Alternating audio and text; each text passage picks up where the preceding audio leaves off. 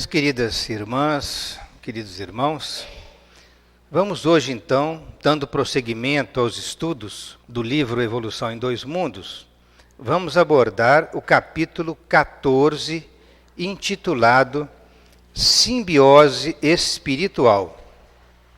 Neste capítulo, vamos abordar 8 itens, que são os que nós mostramos agora: sustento do princípio inteligente, início da mentossíntese, simbiose útil, simbiose exploradora, simbiose das mentes, histeria e psiconeurose, outros processos simbióticos e, finalmente, a ancianidade da simbiose espiritual.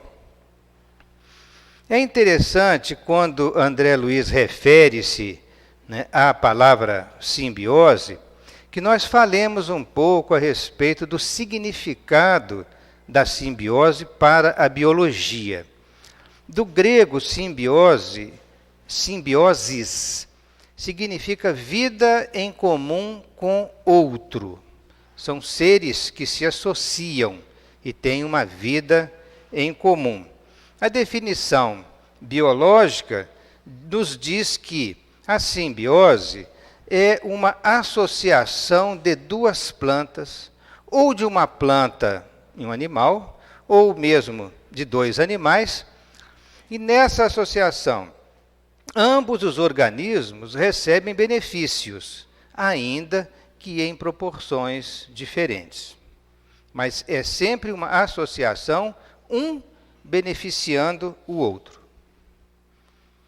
No caso, por exemplo, do pássaro palito, que nós vemos aqui numa situação até bastante arriscada. Ele vive perigosamente, mas acontece que o crocodilo mantém a boca aberta o tempo todo para que ele possa limpar os restos alimentares que se prendem ao dente do crocodilo e alguns parasitas que existem na boca do crocodilo, até sanguessugas, ele remove, de tal maneira que ele faz uma higiene dentária no crocodilo.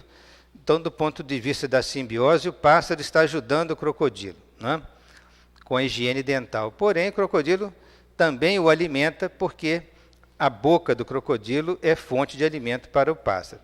Uma outra coisa interessante é a questão dos líquens, né, que nós estamos vendo aqui, líquens, que são associações de algas com fungos.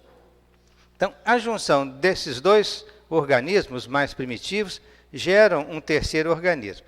As algas fornecem nutrientes aos fungos pela fotossíntese, enquanto que elas próprias absorvem dos fungos água e sais minerais. É onde ocorre uma simbiose, ambos se beneficiando mutuamente. Bem, visto isso, nós vamos entrar na questão do sustento do princípio inteligente, dizendo que por longas eras o princípio inteligente exercitou impulsos mentais fragmentários para nutrir-se. Porque uma vez que o princípio inteligente vem ao mundo e se liga a algum ser material, por mais simples que seja esse micro-organismo, ele, para sobreviver, ele tem que se nutrir. A nutrição é uma propriedade básica da vida orgânica. Então, esse princípio inteligente necessitou agir de formas diversas, buscando nutrientes no meio ambiente das mais variadas formas, trabalhando esses nutrientes no seu interior, através do metabolismo, e depois eliminando os produtos que não eram mais necessários, os produtos de catabolismo. Então, por isso que ele diz que ele exercitou impulsos mentais para nutrir, ou seja, ele teve um aprendizado para evoluir com toda a nutrição no planeta Terra, desde as formas mais simples de vida. Esse princípio inteligente experimentou variados processos de nutrição, então, a saber, quimiossíntese nas bactérias, a fotossíntese nas plantas e, finalmente, em nível superior, a biossíntese. Todos os animais superiores evoluíram para sistemas mais complexos de produção de nutrientes no interior de suas células. A quimiossíntese. André Luiz nos fala que em certas bactérias o princípio inteligente inteirou-se dos processos da quimiossíntese, aproveitando o quê? A energia química aurida na oxidação de corpos minerais.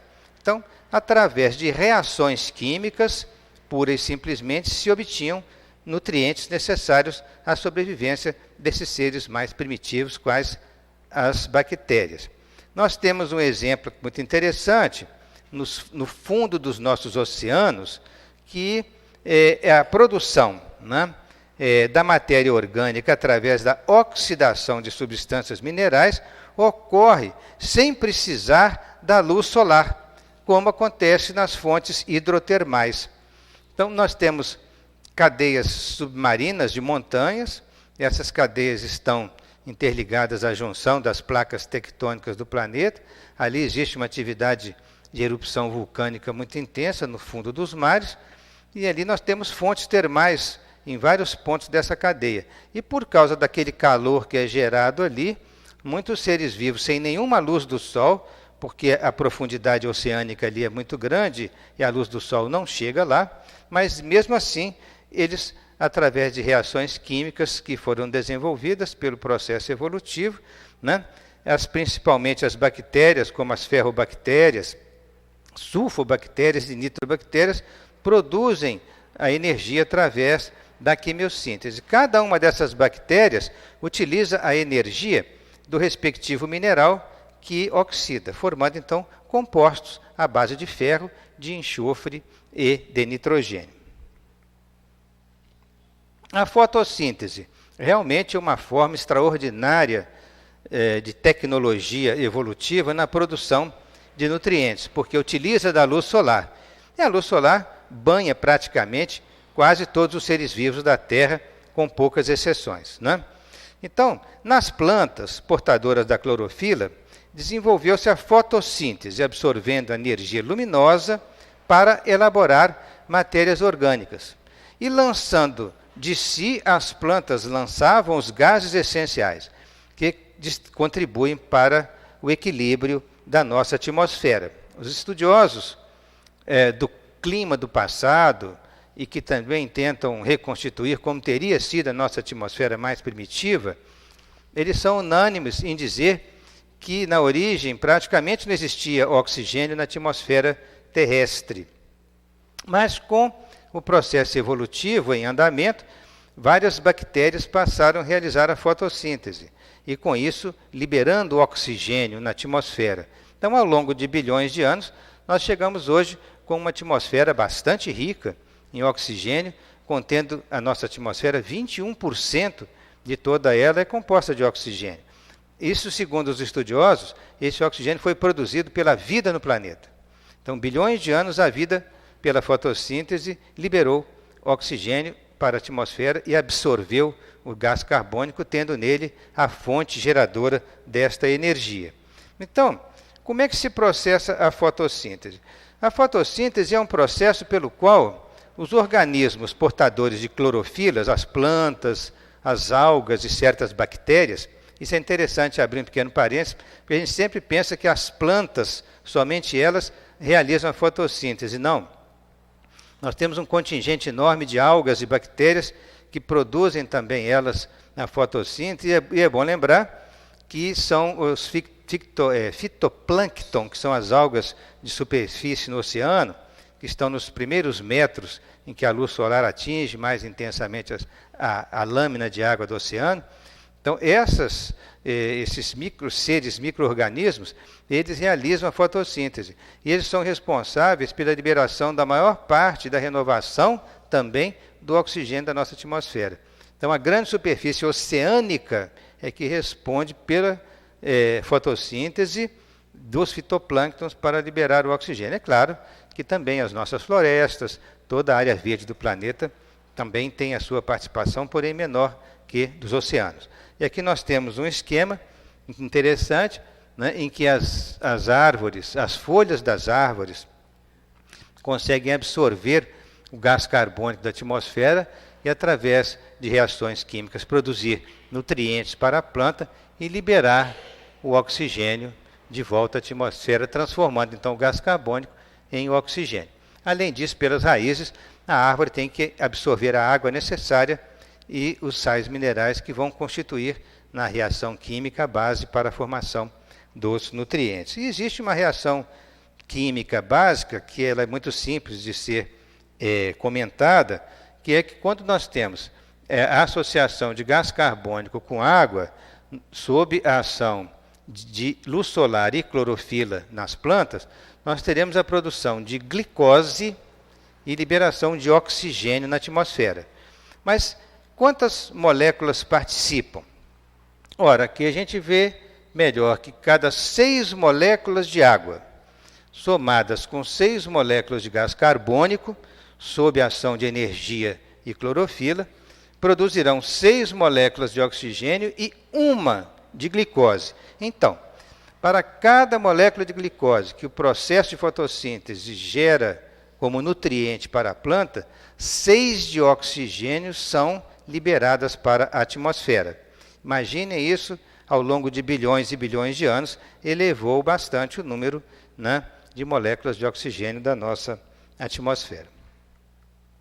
Agora, a biossíntese é um processo mais complexo, porque é realizado no interior das células para produzir todas as substâncias necessárias aos organismos superiores. Então, entre os seres superiores, consagrou-se a biossíntese para garantir a segurança própria, sob o ponto de vista material e energético. Nós, seres humanos, realizamos biossíntese e estamos aqui neste momento, todas as nossas células, trabalhando nisso, produzindo, né, todo o nosso metabolismo, todas as substâncias necessárias para que os nossos órgãos, aparelhos e sistemas funcionem de maneira harmoniosa, obtendo tudo isso pela biossíntese. Nós temos que na célula, do núcleo, partem ordens através do DNA, e essas ordens são levadas a todos esses grânulos, pontos pretos que vocês estão vendo aqui distribuídos, no retículo endoplasmático, que é uma rede que tem no citoplasma da célula, e esses grânulozinhos escuros são chamados de ribossomos.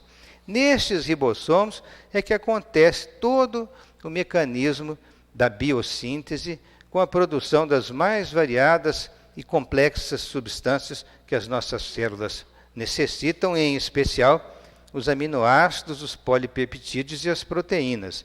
Isso acontece por um mecanismo muito interessante, em que do DNA do núcleo partem os RNA mensageiros, que são moléculas próprias, cada uma delas levando um determinado código, e este código é levado aos ribossomos. Então, nós temos aqui um ribossomo. Então, é como se abríssemos um feixe eclair, e um fragmento do feixe eclair teria uma sequência de bases nitrogenadas. Esse fragmentozinho vai com o RNA mensageiro, estou falando de maneira bem simplificada isso, vai até os ribossomas. Esse RNA mensageiro, pelo próprio nome, ele está dizendo que ele leva um código para lá no ribossoma, esse código ser transformado em ou aminoácidos, ou cadeias de aminoácidos mais leves, ou cadeias de aminoácidos mais complexas, produzindo polipeptídeos e proteínas, além de outras substâncias que são produzidas noutras partes da célula. Isso é a biossíntese. A biossíntese tem um processo de uma inteligência evolutiva muito grande, porque é preciso haver um código específico para cada substância produzida. E quem carrega esse código é o pedaço do feixe eclair, é exatamente o RNA mensageiro. Está dizendo que determinadas enzimas participam, facilitando este processo, porque sem as enzimas também, essas reações químicas produzidas ao nível da temperatura do nosso corpo, elas teriam uma velocidade tão lenta que não haveria condição de manter vida. Então, as enzimas fazem com que a velocidade das reações químicas seja adequada para produzir em tempo hábil tudo aquilo que a gente necessita para sobreviver. Bom, voltando a falar do sustento do princípio inteligente, nós estamos fechando essa explicação primeiro que nós passamos por várias formas de produção de nutrientes, né, da quimiossíntese, pela fotossíntese, até a biossíntese. Então, nesta condição de consciência humana desencarnada, diz André Luiz, o princípio inteligente, o espírito, ele começa então a plasmar, a produzir novos meios de exteriorização em favor do sustento próprio. Ou seja, na evolução, o espírito chegou a uma condição tal que, além da produção de nutrientes, ele também vai ter que produzir outros meios de interação. E essa interação vai ocorrer a nível de plano espiritual também. Seria a interação entre as próprias mentes das criaturas. Por isso, ele intitula o item 2, Início da Mentossíntese. Ele criou um neologismo para, comparativamente à quimiossíntese, à fotossíntese e à biossíntese, também existe a mentossíntese, né, em que há toda a participação da conjugação da energia mental das criaturas através da troca de emissão e recepção de pensamentos. Nós vamos mostrar isso aí. Tendo conquistado o princípio inteligente, tendo conquistado o pensamento contínuo, esse princípio inteligente inicia-se no processo da mentossíntese. Mentossíntese é um nome que André Luiz estabeleceu para que a gente compreendesse melhor a possibilidade da interação da energia mental das criaturas. Esse processo está baseado na troca de fluidos mentais multiformes, ou seja, fluidos mentais diversificados, né, variados.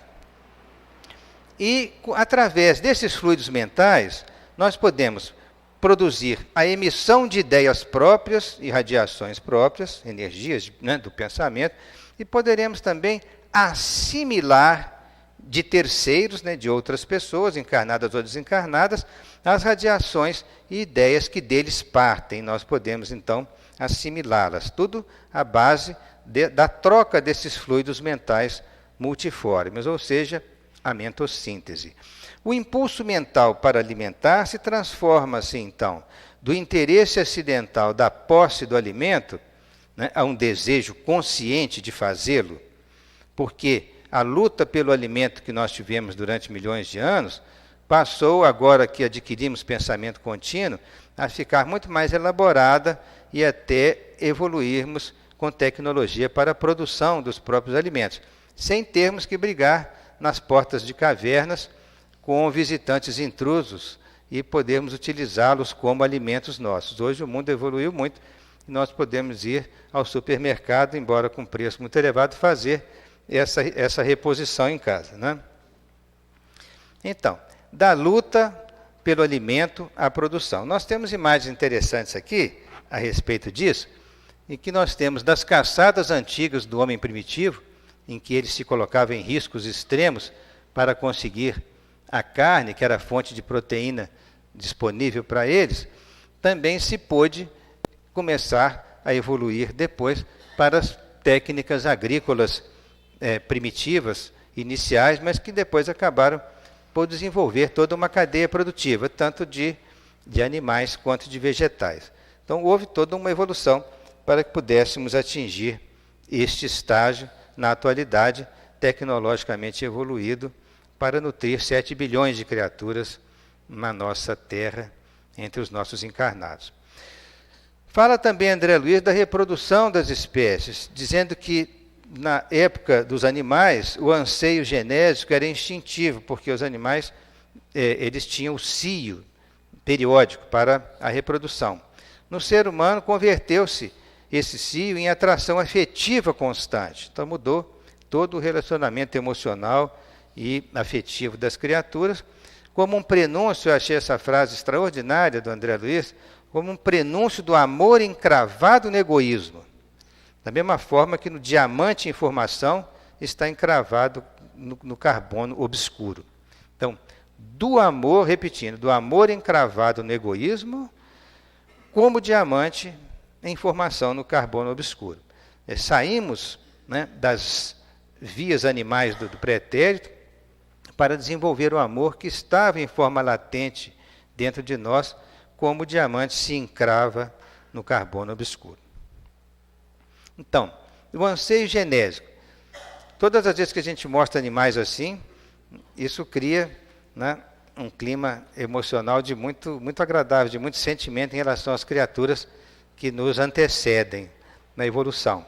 Mas já existe esse amor, né, da mãe ursa com o filhotinho, ou da loba lá na sua alcateia com os lobinhos dela, ela está desenvolvendo esse amor com os filhotes da mesma forma que nós humanos desenvolvemos com os nossos filhos. Só que lá era uma forma mais instintiva, e as criaturas, tão logo pudessem caçar sozinhas, eram abandonadas à própria sorte. Mas no ambiente familiar humano, em que esse amor instintivo foi se transformando numa atração afetiva constante, mesmo no interior de cavernas, ou entre os povos primitivos, ou mesmo entre os mais modernos, também dentro de uma cultura mais primitiva, a evolução da família, a constituição da família, permitiu que os filhos ficassem junto com os pais por um tempo muito longo e dessem continuidade a essa afetividade de forma mais constante, mais permanente, e não que ficassem todos abandonados muito cedo antes de poderem se dedicar à sua vida no dia a dia, correndo riscos muito grandes. Imagine se nós abandonássemos nossos filhos com 10 anos à própria sorte, agora você já está crescidinho, vai cuidar da sua vida? Não. Nós vamos criar todo um clima de amor entre essas criaturas todas, né, que pela via da reencarnação nos são encaminhadas, para até que elas possam conduzir sua própria vida com segurança. E mesmo assim, nós não desfazemos os laços afetivos como entre os animais costuma acontecer. Isso tudo representa um avanço do sentimento e de toda a emoção que nós conquistamos através desse longo período evolucionário. Na morte física, diz André Luiz, a morte interrompe atividades naturais, tanto nas propriedades que a pessoa já havia conquistado, como nas ligações afetivas. A criatura humana sente-se quebrada e aflita cada vez que se desvencilha do corpo carnal. O desencarnado sente-se obrigado a permanecer entre os seus, de modo a revitalizar suas experiências. Então a criatura desencarna, mas ela é oriunda de tribos primitivas. Ela ainda não atingiu uma evolução, um progresso espiritual satisfatório para a compreensão do mundo espiritual. Então, como ela só conhece a sua tribo, só conhece a sua cultura primitiva, ela tem medo diante do mundo espiritual e ela volta-se para os seus, ela fica junto dos seus familiares, até porque ali está revitalizando as suas próprias experiências. Então, é natural que o desencarnado dos povos primitivos não possa alçar voos maiores no plano espiritual e continue ligado, né, à sua tribo, né, continue ligado à sua tribo e a seus costumes. Aqui nós temos, por exemplo, ao redor da fogueira, os povos primitivos se socializando, convivendo bem ali. E nós temos aqui exemplos de curandeiros e feiticeiros de tribo, né? E mesmo aqueles que são líderes, estão sempre ligados aos aspectos da natureza, à cultura sobre o mundo que os rodeia. Então, quando desencarna, ele não consegue se desligar disso, porque ele não tem ainda conhecimento maior para a compreensão mais profunda do mundo espiritual. Então é natural que o progresso espiritual aconteça com os desencarnados muito próximos, muito apegados aos seus entes queridos encarnados. Nas múltiplas desencarnações que nós experimentamos no passado, André Luiz comenta que o homem primitivo, né, arrebatado aos que mais ama e ainda incapaz de entender a transformação da paisagem doméstica, ele revolta-se comumente contra as novas lições de vida a que é convocado no mundo espiritual. Ele, em princípio, não quer aceitar e ele permanece fluidicamente algemado aos que se lhe afinam na convivência familiar. É uma coisa perfeitamente compreensível naquela fase inicial da espécie humana. O homem, então, em seu recuado pretérito, aprendeu a respirar e a viver justaposto ao hausto e ao calor alheios. Quer dizer, imaginemos que um homem primitivo de 15 mil anos atrás, quando desencarnava, ele não compreendendo o ambiente novo, ele tinha aquele desejo instintivo de continuar junto com os seus, acompanhando todas as ações que os seus entes queridos realizassem, talvez até acompanhando as caçadas, as atividades do dia a dia. E quando se reuniam em volta das fogueiras, é bem provável que alguns deles encarnados, dotados de faculdade mediúnica, pudessem receber uma aproximação mais direta de um ente querido desse, que tentasse falar por ele, de onde teriam surgido as manifestações primitivas da mediunidade entre estes seres que estavam na fase inicial da evolução pré-civilizatória. Também os funerais primitivos, eles simbolizam uma situação contrária, né? Simboliza a saudade dos encarnados que aqui ficaram quando eles perderam um ente querido. Tanto é que os arqueólogos encontram vestígios de sepultamentos, vestígios de sepultamentos de criaturas, conforme nós estamos vendo aqui, ainda cuidando delas com flores, né, como se fosse um cerimonial funeral primitivo, mas a dizer o seguinte, né, você parte, mas nós não esqueceremos de você.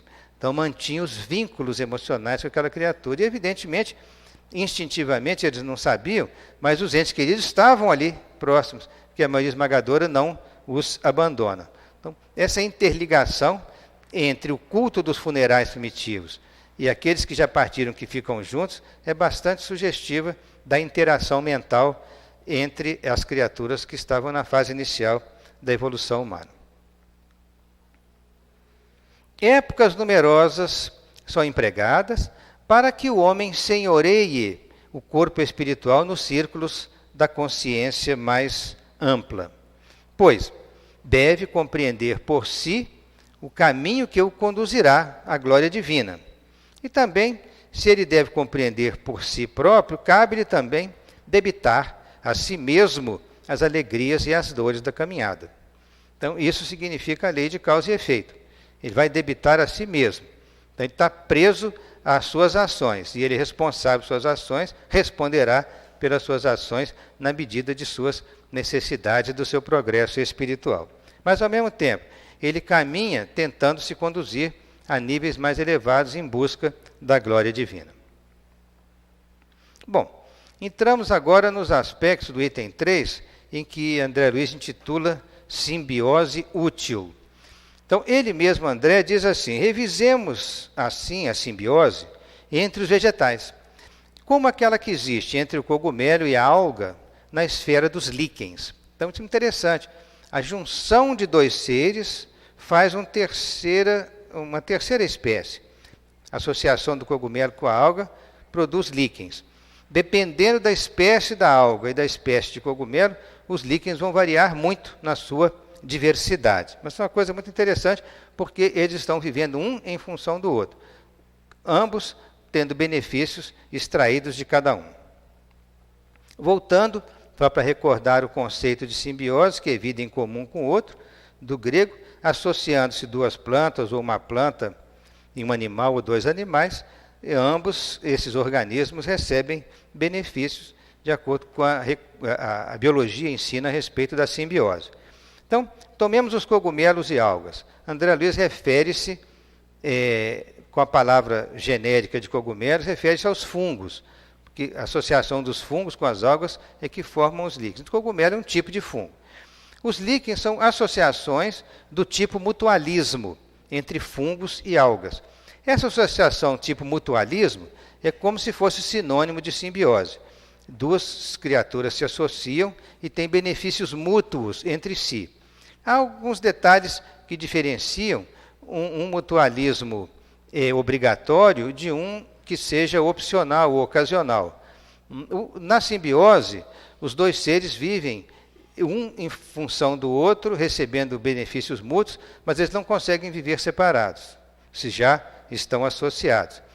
Já há um tipo de mutualismo que é mais leve, que às vezes ele é ocasional, um ser se beneficia de outro e vice-versa, mas eles podem viver separados.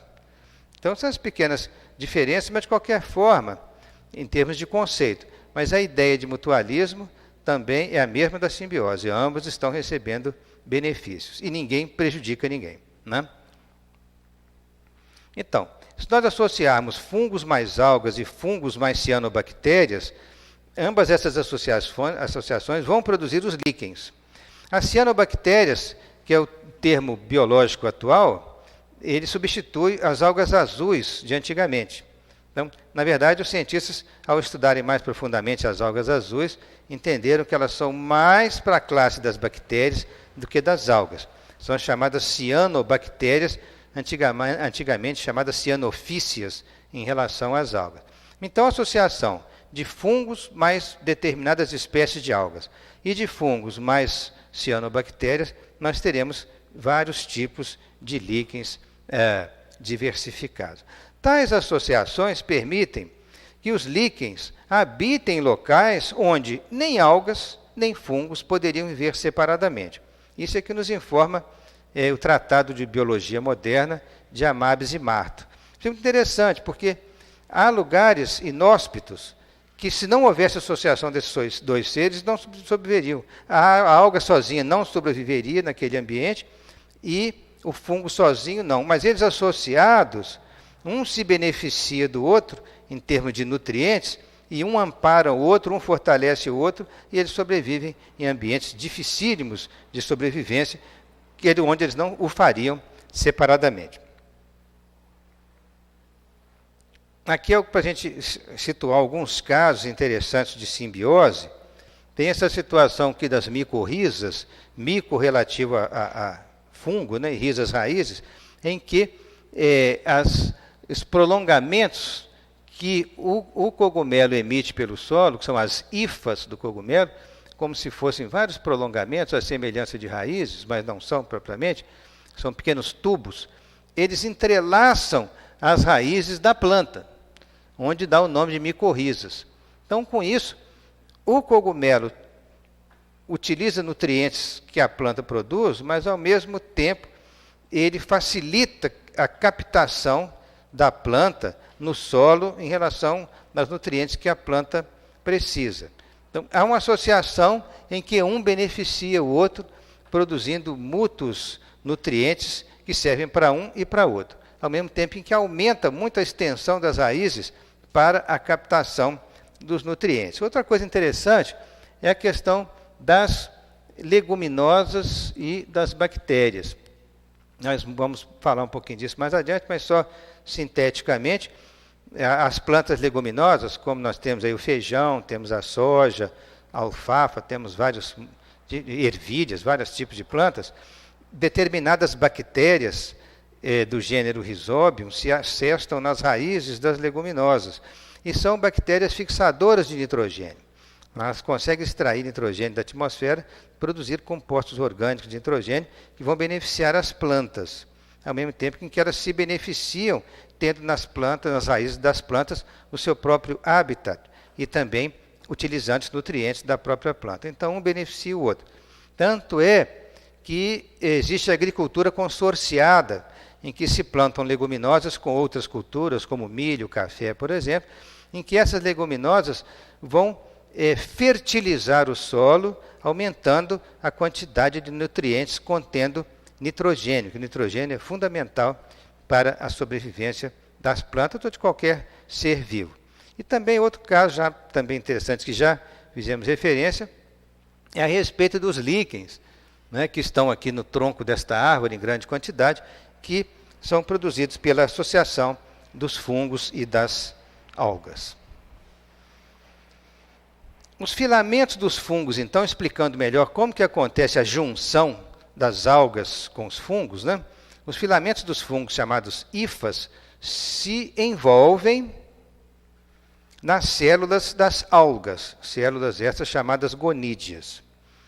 E os fungos sugam nutrientes produzidos pelas algas através da fotossíntese. As algas são capazes de produzir fotossíntese. São organismos fotossintetizadores porque portadores de clorofila. Já os fungos não, mas eles se aproveitam dos nutrientes que as algas produzem pela fotossíntese e se utilizam de parte desses nutrientes.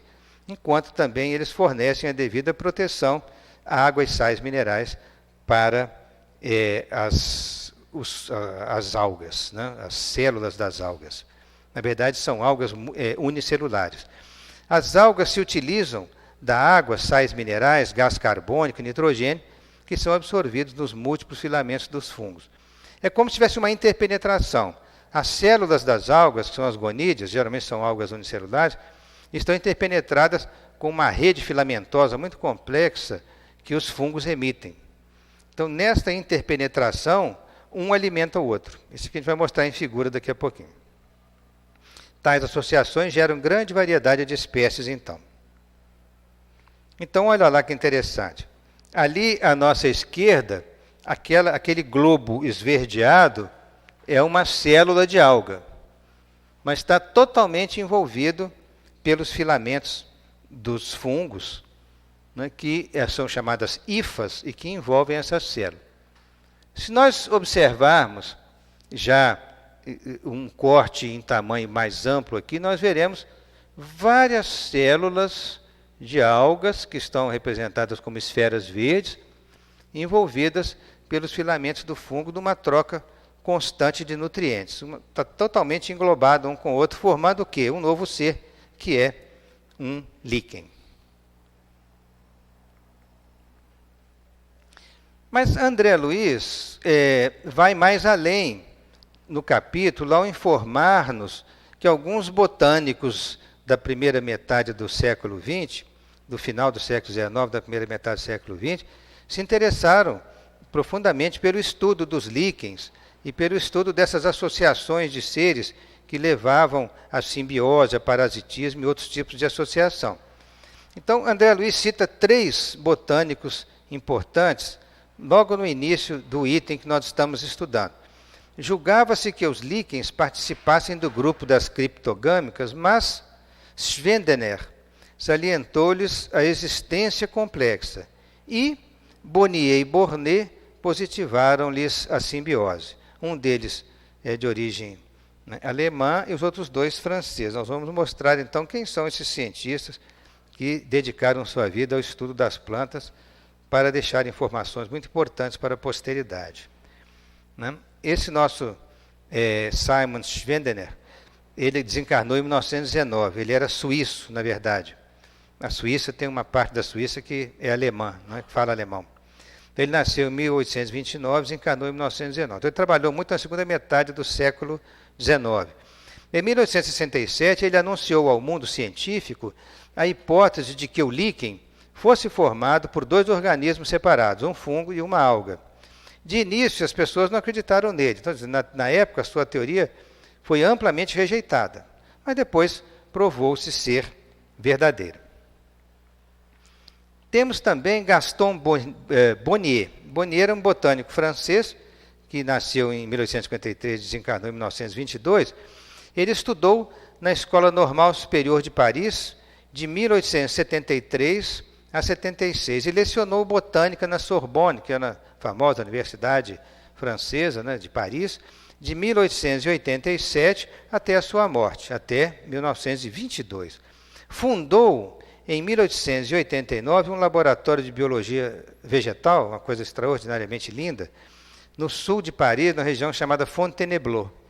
E ele tinha um interesse muito grande em pesquisa como a biogeografia, ecologia, fisiologia dos vegetais e até mesmo sobre estudos sobre as abelhas. Ali são desenhos originais dos seus trabalhos da época.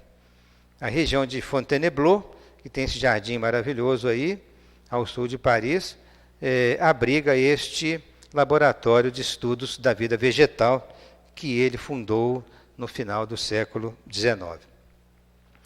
E, finalmente, citado por André Louis Jean-Baptiste Edouard Bornet. Ele nasceu em 1853 também, curiosamente, na mesma data, e desencarnou na mesma data que seu antecessor. Era um botânico francês, também muito importante, membro da Academia de Ciências da França, autor de um livro chamado Notes algologiques, quer dizer, notas sobre as algas, que ele publicou. Esse livro fez muito sucesso, todas as pessoas interessadas no assunto estudavam nesse livro. Determinou a natureza dos líquens e descreveu um processo reprodutivo das algas vermelhas. Tornou-se então membro estrangeiro da famosa Royal Society de Londres, em 1910.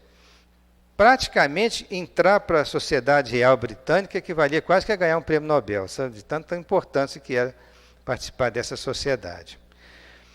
Bom, continuando falando sobre simbiose útil, André Luiz comenta que as plantas leguminosas com tubérculos nas suas raízes albergam bactérias nitrificantes ou bactérias fixadoras de nitrogênio, do gênero Rhizobium, e assimilam o nitrogênio atmosférico, beneficiam o solo porque no metabolismo delas transformam o nitrogênio atmosférico em compostos orgânicos úteis para as plantas em geral, e elas tornam o solo mais fértil com a produção desses nitratos fertilizantes.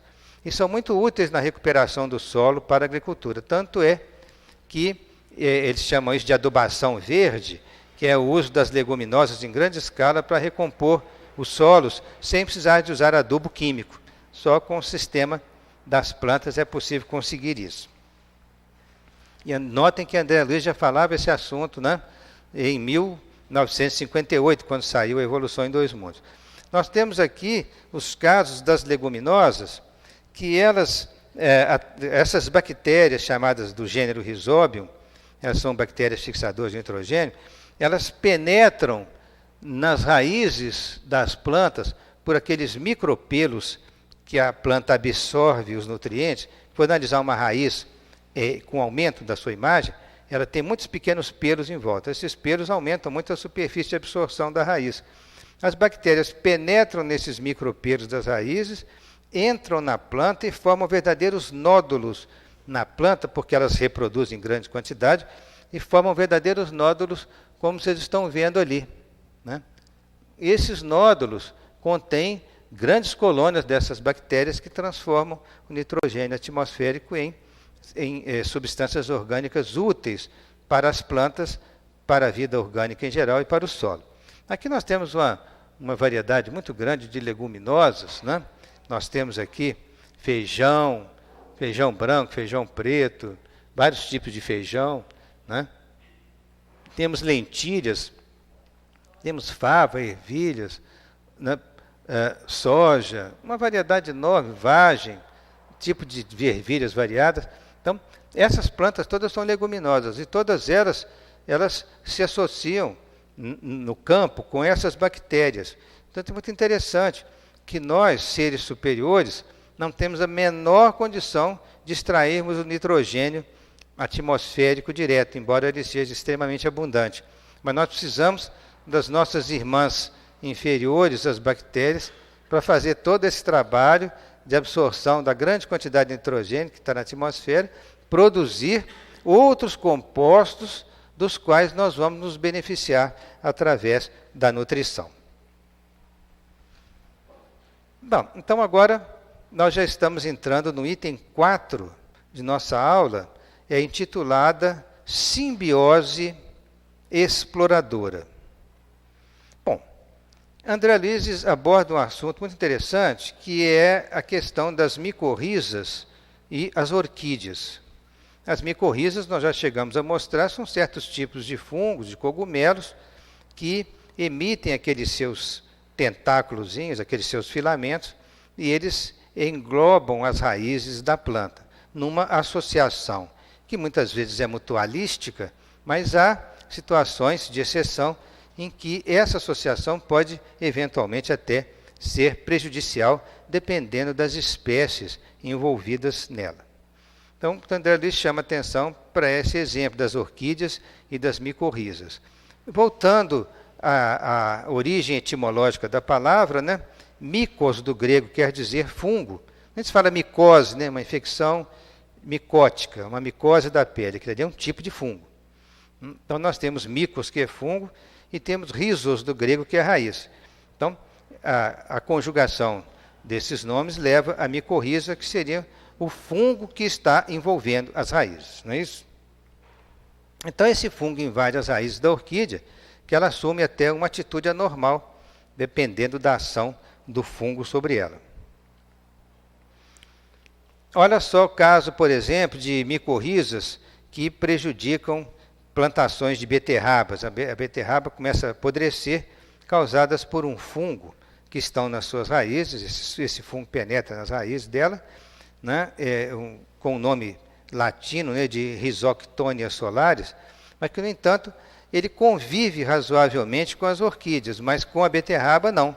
Ele provoca a destruição, né, da beterraba que está colocada sob o solo, sepultada no solo.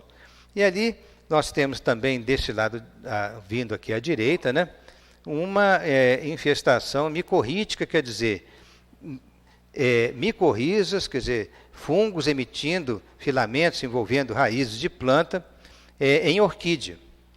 E essa infestação pode levar eventualmente a um prejuízo da orquídea. Então, são associações muito delicadas que muitas vezes beneficiam, mas em algumas situações podem criar situações de exceção e acabar levando a prejuízo, né? Esse grande pesquisador do parasitismo e da simbiose é citado também por André Luiz, nesse item 4 do capítulo que estudamos, é intitulado Maurice Jules Gaston Corneille Collery. Ele fala só Collery, né, que escreve-se dessa forma com a pronúncia francesa. Ele nasceu em 1868 e desencarnou até que não tem tanto tempo, em 1958, com 90 anos de idade. Ele foi um biólogo francês muito importante, profundo estudioso da botânica, especialista nessas condições de parasitismo, de simbiose entre os seres vivos, e chegou a receber em vida, curiosamente, no ano que ele recebeu a condecoração e desencarnou, que é uma medalha da Sociedade Linneana de Londres, chamada Medalha de Darwin Wallace. É uma condecoração importantíssima no meio científico, e ele mesmo, francês, foi receber na Inglaterra a sua comenda, a sua medalha, que muito honrou o trabalho da sua existência. Esse Collery, ele estudou esses casos de associação de seres vivos, principalmente na área da simbiose, mas também no parasitismo. E falou muitas coisas sobre orquídeas, sobre micorrizas, uma série de publicações científicas, e legou informações muito importantes para a posteridade, que seriam utilizadas por outros cientistas. Então, nós relembrando aqui, há outras situações de simbiose muito interessantes, que é dos pássaros que se alimentam de carrapatos nos bois. Conforme nós estamos vendo ali, é um pássaro preto, o anu, aqui é uma outra espécie de pássaro, mas é muito comum a gente ver, para quem passa na zona rural, às vezes tem um boi com 3 passarinhos em cima dele, porque aqueles passarinhos estão se alimentando dos carrapatos do boi. Então ele beneficia o boi ao retirar dele os parasitas, e o boi beneficia ele fornecendo fonte de alimento permanente para ele. Lembrando também que já mostramos o nosso pássaro palito, que faz toda a higiene dental do crocodilo, né, aguardando que ele não feche a boca, porque a vida dele é de alto risco ali, né? Mas os pesquisadores falam que o crocodilo, mesmo adormecido, mantém a boca aberta. É interessante isso. E a questão, quem não teria visto aí o Procurando Nemo, né, aquele filme que trouxe muita alegria para as crianças e para muitos adultos aí, é o peixe palhaço. O peixe palhaço, ele faz o papel do Nemo naquele desenho. Ele se esconde entre os tentáculos venenosos das anêmonas do mar. Aí você fala, mas espera, mas ele está entre os tentáculos venenosos, por que ele não é atingido pelo veneno da anêmona? É porque desenvolveu um muco especial, esse muco recobre o corpo dele e protege o corpo dele contra a ação danosa dos tentáculos da anêmona. Então ele ali se protege dos seus predadores, porque os predadores não querem chegar na anêmona, que ela é venenosa, não é? Então, ele evita para si próprio a agressão de predadores, porém, ele alimenta as próprias anêmonas, que quando ele se esconde, ele leva elementos nutrientes para as anêmonas. E também, ocasionalmente, quando o peixe morre, ele vira um elemento assim de nutriente. A anêmona se nutre daqueles que eventualmente morrem. Então, interessante esse outro exemplo de simbiose também. E lembrando, a associação simbiótica muito comum entre as algas e os fungos, que são os líquidos e que permitem vantagens nutricionais para ambos os lados. Outra interessantíssima é a questão da digestão da celulose nos cupins. Os cupins vivem de comer madeira, tecidos, uma série de estruturas que contêm celulose. Mas, curiosamente, a natureza não o dotou de um intestino capaz de digerir a celulose. Ele não tem uma enzima chamada celulase que produz a digestão da celulose. Mas acontece que tem um protozoário flagelado, né, do gênero Triconinfa, que habita os intestinos dos cupins. E lá eles eliminam essa enzima chamada celulase, ela quebra as moléculas de celulose, transforma em outros nutrientes, que serve tanto para o cupim quanto para o protozoário. Então o protozoário se beneficia por ter um habitat natural, protegido.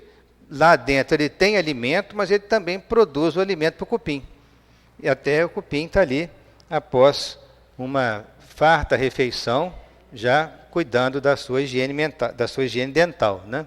Sim, para mostrar uma coisa interessante, que é a conjugação de um micro-organismo com um organismo maior, né? Com um macro-organismo, né? Que nós convivemos com os cupins aí, são visíveis a olho nu, mas no intestino dele, que já é uma estrutura pequena, existem milhões desses seres, né? Desses protozoários, que facilitam a digestão do cupim. Sem ele, o cupim morreria, porque ele não teria a produção dos nutrientes, não é verdade? Então, isso é uma simbiose muito interessante de relatar. E tem uma situação também bastante curiosa, que aparentemente, à primeira vista, poderia ser uma simbiose, né, um mutualismo. Aqueles peixes rêmoras que sempre acompanham, né, os tubarões, estão agregados aos tubarões, eles têm ventosas.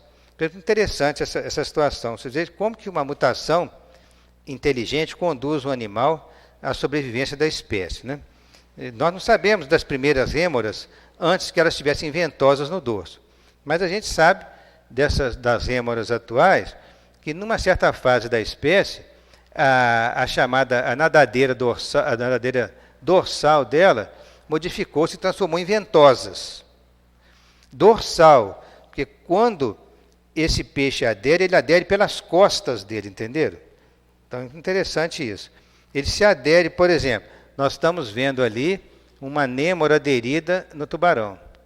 Não uma rêmora, né? Uma rêmora aderida no tubarão. Só que ela adere por essas ventosas do dorso. E ela pega carona com o tubarão. O tubarão nada pelos oceanos todos e ela, de graça ali, sem pagar passagem, ela vai junto com o tubarão. O que ela faz? Ela come todos os resíduos alimentares. Quando o tubarão pega um peixe, por exemplo, e alimenta-se do peixe, sobram resíduos alimentares que a rêmora, ela mesma, se alimenta daqueles resíduos. Então, na verdade, é uma associação mais vantajosa para a rêmora. E para o tubarão ela é indiferente. A rêmora podia estar com ele ou não. Então, é um mutualismo no seguinte sentido. É uma associação que beneficia um dos seres e não prejudica o outro. Então, não é parasitismo. É apenas um comensalismo. Se eu falei mutualismo, né, houve um engano. É comensalismo. Então, no comensalismo, o que acontece? Um ser se beneficia, o outro ser não é prejudicado, mas também não tem benefício. Se a rêmora não acompanhasse o tubarão, para o tubarão não ia fazer diferença. Aqui lá é interessante. Há um outro exemplo a citar, que as rêmoras, além de acompanharem, né, os tubarões, elas também habitualmente elas acompanham as arraias gigantes e vão junto com ela também para pegar os seus restos alimentares.